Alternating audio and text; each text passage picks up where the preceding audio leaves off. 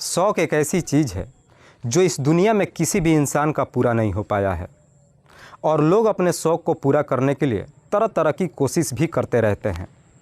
आज की कहानी में भी सेम कुछ ऐसी होता है। एक महिला अपने शौक़ को पूरा करने के लिए एक ऐसे सफ़र पर निकल पड़ती है जिसकी वजह से एक व्यक्ति हमेशा के लिए इस दुनिया को छोड़ के चला जाता है।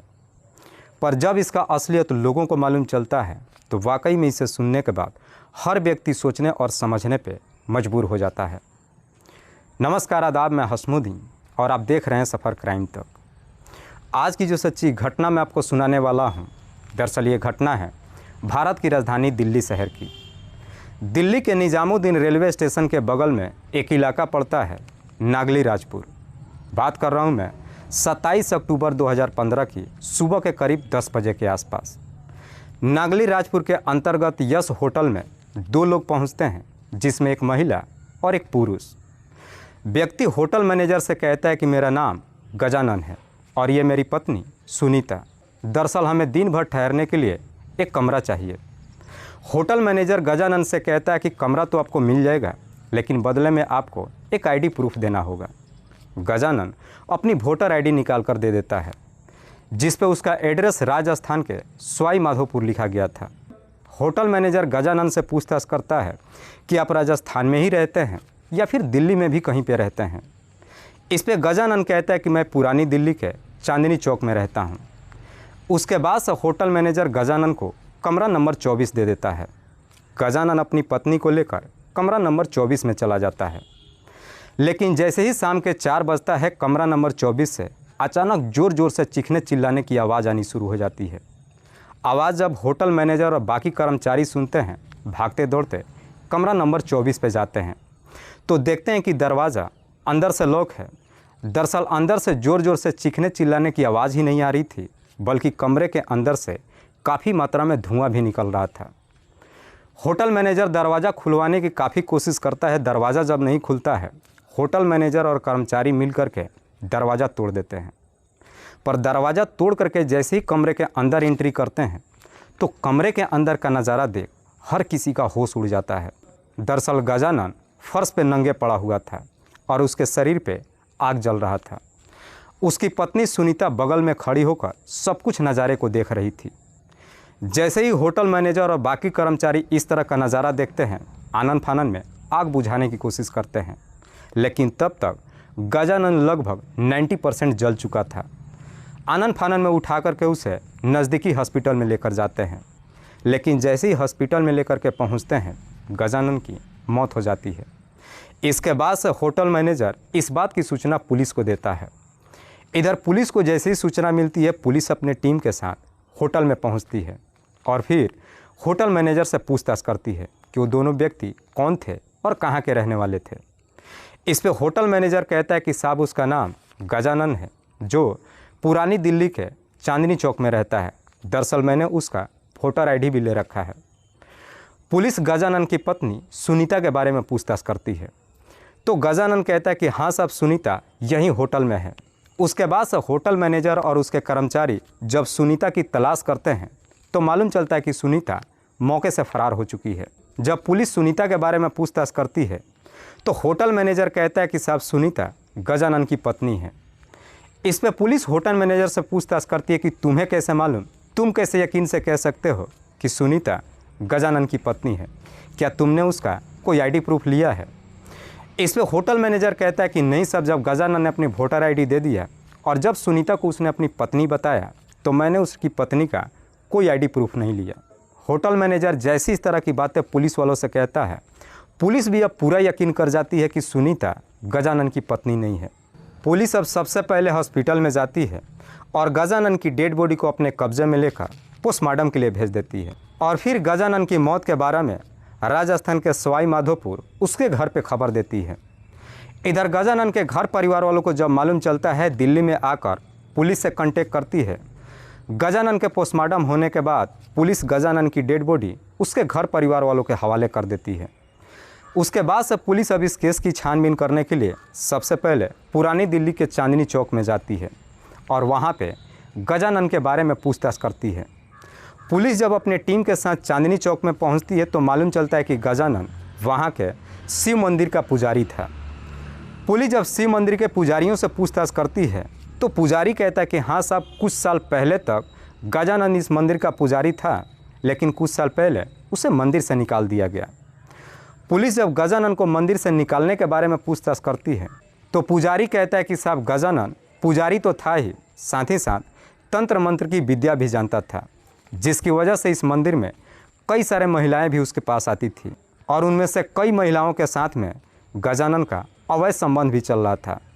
लेकिन मंदिर के जैसे ही लोगों को मालूम चला, गजानन को मंदिर से बाहर निकाल दिया गया। उसके बाद से गजानन मंदिर के सामने ही फूल प्रसाद का दुकान कर लिया। वो दुकान बेहतर से चलने लगा। गजानन का दुकान जब बेहतर से चलने लगा, अपनी दुकान में 2 मजदूरों को रख दिया और वो राजस्थान सवाई माधोपुर अपने गांव चला गया। बीच बीच में 10-15 दिन पे कभी कभी आता था और पैसे के हिसाब किताब करके वापस चला जाता था।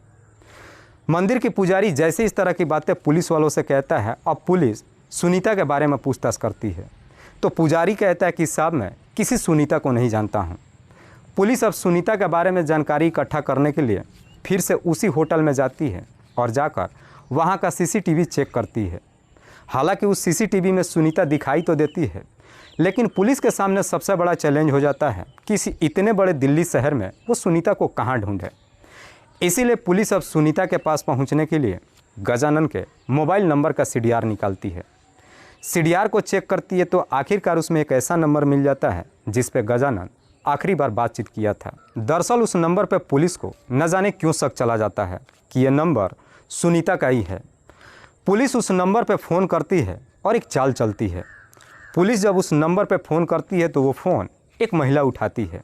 पुलिस उस महिला से कहती है कि हम इंश्योरेंस कंपनी से बात कर रहे हैं। जब आपके पास औकात नहीं थी तो आपने कार क्यों ख़रीदा? क्योंकि पिछले 3 महीने से लगातार आपका EMI कंप्लीट नहीं हो रहा है। पुलिस जैसे इस तरह की बातें कहती है तो उधर से महिला कहती है कि मैंने कोई कार नहीं ख़रीदा है। इस पर पुलिस उस महिला से कहती है कि क्या आप रुखसार बोल रही हैं?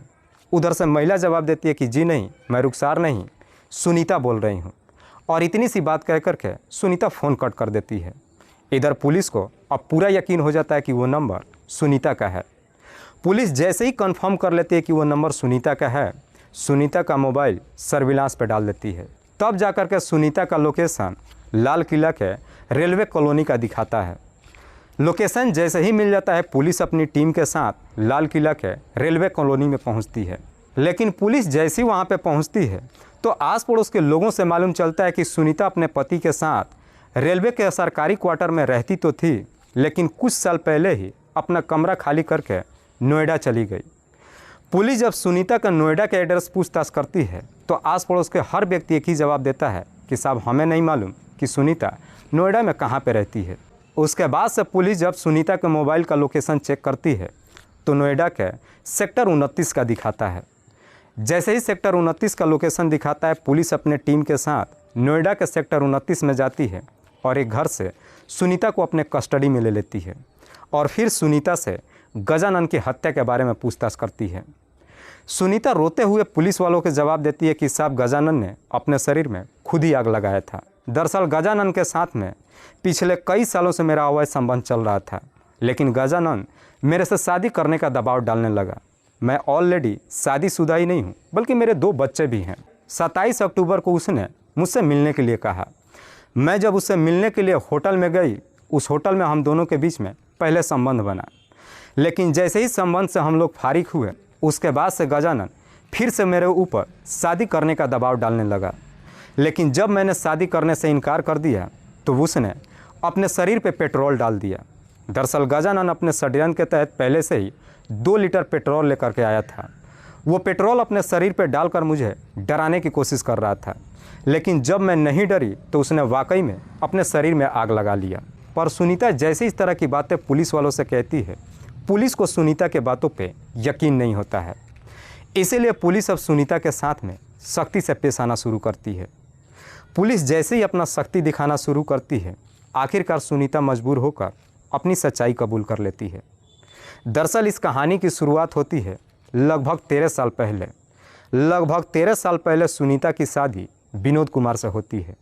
सुनीता जो बिहार के पटना ज़िले की रहने वाली है, विनोद कुमार जो निजामुद्दीन रेलवे स्टेशन में काम करता है, इसीलिए लाल किला के रेलवे कॉलोनी में उसे एक सरकारी क्वार्टर मिल जाता है। विनोद अपनी पत्नी सुनीता के साथ बड़ी खुशहाल तरीके से जीवन व्यतीत करता है। जैसे ही कुछ साल का समय गुजरता है, सुनीता के 2 बच्चे भी हो जाते हैं। लेकिन सुनीता जब इधर दिल्ली शहर में आकर के रहना शुरू करती है, सुनीता के बड़े बड़े सपने हो जाते हैं। अपने शौक़ पूरे करने के लिए दिन भर इधर उधर घूमती नहीं है, बल्कि जहाँ तहाँ जा कर के तरह तरह की शॉपिंग भी करती है, जिसकी वजह से उसके ढेरों सारे पैसे भी खर्च होता है। लेकिन सुनीता हर रोज़ मंदिर में पूजा करने के लिए ज़रूर जाती है। सुनीता एक रोज़ जब मंदिर में पूजा करने के लिए जाती है, तो उसी मंदिर में सुनीता की मुलाकात गजानन से होती है। गजानन जब पहली बार सुनीता को देखता है तो उसकी खूबसूरती देख उसका दीवाना हो जाता है। उसके बाद से सुनीता को अपने नज़दीक लाने के लिए गजानन सुनीता के ऊपर ढेरों सारे पैसे खर्च करना शुरू कर देता है। इधर सुनीता को जब मालूम चलता है कि गजानन के पास ढेरों सारे पैसा है, सुनीता भी अपने आप को गजानन के हवाले कर देती है। सुनीता और गजानन के बीच में जब अवैध संबंध बनना शुरू होता है, उसके बाद से गजानन अक्सर सुनीता को अपने घर पे ही बुलाना शुरू कर देता है। ये सिलसिला लगभग कई सालों तक चलता है। लेकिन मंदिर के लोगों को जब मालूम चलता है कि गजानन का कई महिलाओं के साथ में संबंध चल रहा है, मंदिर के लोग गजानन को अपने मंदिर से बाहर निकाल देते हैं। उसके बाद से गजानन राजस्थान सवाई माधोपुर अपने गांव चला जाता है। बीच बीच में 10-15 दिन में कभी कभी एक बार दिल्ली में आता है, लेकिन जब भी आता है सुनीता से ज़रूर मुलाकात करता है। साल 2014 में एक दिन सुनीता गजानन से कुछ पैसों की डिमांड करती है।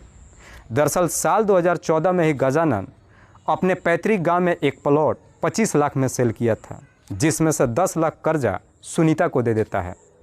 पर जैसे ही दोनों का प्रेम संबंध का सफ़र 8 साल का गुजरता है, इधर गजानन का भी सुनीता से मन भर जाता है। अब गजानन सुनीता से अपना 10 लाख रुपया वापस मांगता है। सुनीता उस पैसे को लौटाना ही नहीं चाहती है। इसको लेकर के गजानन सुनीता के पास कई बार फ़ोन करता है, लेकिन सुनीता हर बार उसे टाल देती है। जब गजानन को मालूम चल जाता है कि सुनीता उसे पैसे वापस नहीं करने वाली है, गजानन सुनीता को ब्लैकमेल करता है। दरअसल गजानन और सुनीता के बीच में जब अवैध संबंध बनता है, उस पल का कुछ फ़ोटो और वीडियो गजानन अपने मोबाइल में कैप्चर कर लिया था। गजानन सुनीता से कहता कि अगर तुमने मेरा 10 लाख रुपया नहीं दिया तो मैं ये सारा फ़ोटो और वीडियो तुम्हारे पति को दिखा दूंगा। जैसे ही इस सारे फ़ोटो और वीडियोज़ के बारे में सुनीता से कहता है, सुनीता एकदम से डर जाती है। सुनीता का अपना दुनिया उजड़ता हुआ अपने नज़रों के सामने दिखाई देने लगता है। सुनीता को लगता है कि शायद गजानन की वजह से ही अब उसकी पूरी दुनिया खराब होने वाली है। इसीलिए आनन फानन में ही सुनीता गजानन को इस दुनिया से ही हटाने का तय कर देती है। और फिर गजानन को इस दुनिया से हटाने के लिए एक षड्यंत्र बनाती है। 25 अक्टूबर 2015 को गजानन के नंबर पर फ़ोन करती है और कहती है कि तुम मुझसे मिलने के लिए आ जाओ, मैं तुम्हें 10 लाख रुपया दे देती हूँ। 10 लाख का नाम जब गजानन सुनता है, 27 अक्टूबर 2015 को सुबह 10 बजे के आसपास निजामुद्दीन रेलवे स्टेशन पर पहुँच जाता है। वहाँ पे पहुँचकर सुनीता के नंबर पे फ़ोन करता है। सुनीता जब गजानन से मिलने के लिए रेलवे स्टेशन पे जाती है तो अपने षड्यंत्र के तहत कहती है कि अब तुम्हारी यहाँ से ट्रेन रात्रि के 9 बजे मिलेगा, क्यों ना जाने से पहले एक बार हम दोनों का फिर से मिलन हो जाए।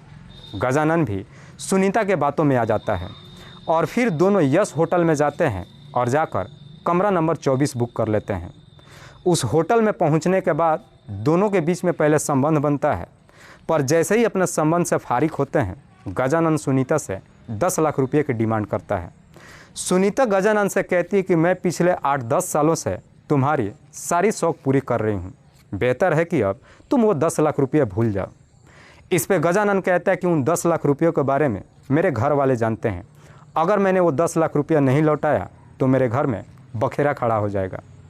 इसी 10 लाख रुपये को लेकर के गजानन और सुनीता के बीच में झगड़े तकरार शुरू होता है। दरअसल सुनीता अपने षड्यंत्र के तहत पहले ही 2 लीटर पेट्रोल लेकर के गई थी।